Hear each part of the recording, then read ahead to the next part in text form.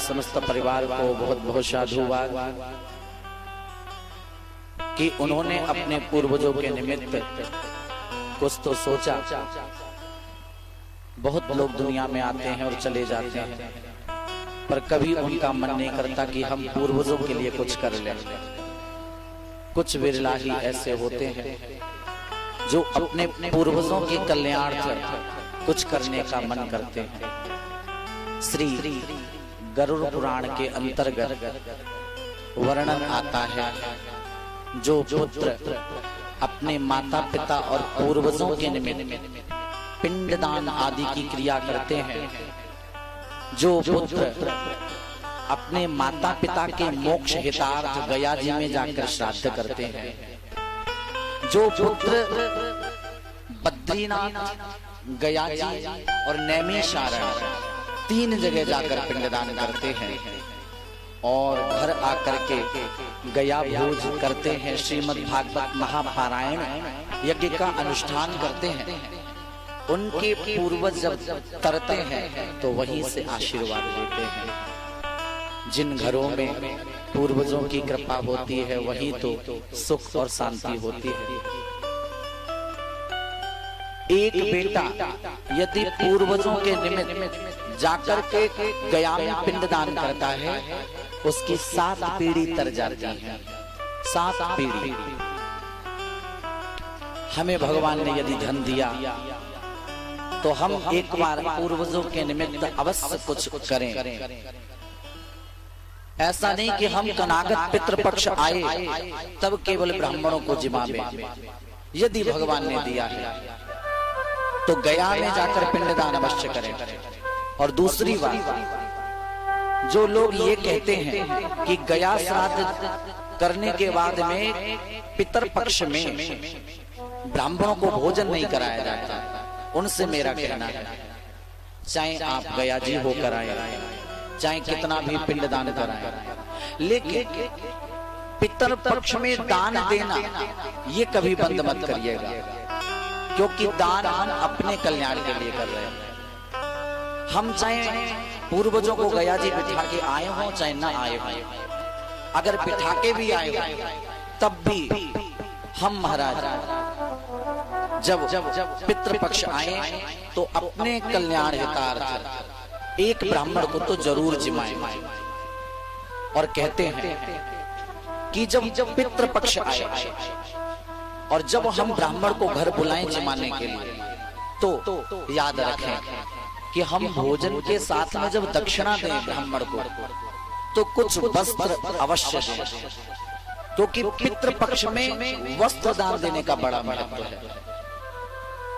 जो मनुष्य आते हैं और चले जाते हैं पूर्वजों के निमित्त कभी कुछ नहीं करते, भगवान कहते हैं जब वो जीव मेरे यहाँ आता है तब फिर जब वो छटपटाता है तब भगवान कहते जीवन में कभी कुछ दान किया जो मिलेगा, किया ही नहीं तो मिलेगा कहां से। तो जब पितृपक्ष आता है ना तो हमको दान अवश्य करना चाहिए। एक माता जी थी, कभी जीवन में दान नहीं करती थी। एक दिन की बात, भगवान विष्णु ने गरुड़ जी से कहा, हे गरुड़, इस माता का अंतिम समय आने वाला है, जब ये आएगी तो इसको भूख लगेगी, इसने जीवन में दान कभी किया नहीं, भूख भूख चिल्लाएगी पर इसको मिलेगा कुछ नहीं। इसलिए गरुड़ जी तुम जाओ, जाकर के इसके घर से कुछ चोरी कर लाओ। सो वो बूढ़ी माता आंगन में चने सुखा रही थी। गरुड़ भगवान ऊपर से उड़ते उड़ते आए और बंधुओं आने के पश्चात में गरुड़ जी ने एक चना चोच में दबाया और जैसे ही उड़े सो वो बूढ़ी माता का स्वभाव ही खराब था। हाथ में थी झाड़ू, फेंक कर मारी और जब मारी तो महाराज चोंच में जाके लगी। जो एक चना जैसे तैसे उड़ाकर ले जा रहे थे गरुड़ जी, वो भी वहीं छूट गया, केवल चुक्कल चलता रह गया। और वो चुक्कल लेकर के गरुड़ जी पहुंच गए। भगवान ने कहा, कहो क्या लेके आए? बोले उसने कुछ दान तो नहीं दिया, आज हम बच गए, नहीं तो हम भी मारे जाते। भगवान ने कहा बताओ क्या लाया? बोले प्रभु ये चुक्कल मिला है खाली। प्रभु ने कहा इसी को बो दो स्वर्ग की खेती में। तो वो चने का चुक्कल बो दिया गया वहां पर। एक दिन माता जी का अंतिम समय आया, और जब माता जी का अंतिम समय आया तो जब जीवात्मा रोते रोते गई, क्षुधा लग रही, हरि से जाकर बोली प्रभु कुछ खाने को दो ना, भूख लग रही है। प्रभु ने कहा जीवन में कभी दान किया था? बोले दान तो कभी नहीं किया। तो बोले फिर मिलेगा कहां से खाने को? भगवान ने कहा जा उस साइड में देख जा कि कुछ मिल जाए शायद क्षुधा शांत करने को। गई, स्वर्ग के पीछे खेती थी, वहां पर चने के सुंदर सुंदर वृक्ष लगे हुए थे।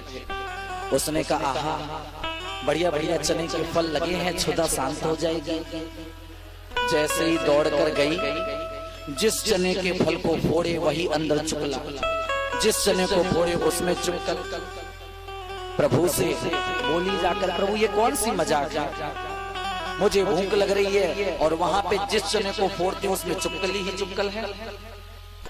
प्रभु ने कहा तूने दान कभी नहीं किया, गरुड़ जी तेरे घर से एक चुक्कल लेके आए, इसलिए तुझे इसी को खाकर क्षुधा शांत करनी होगी।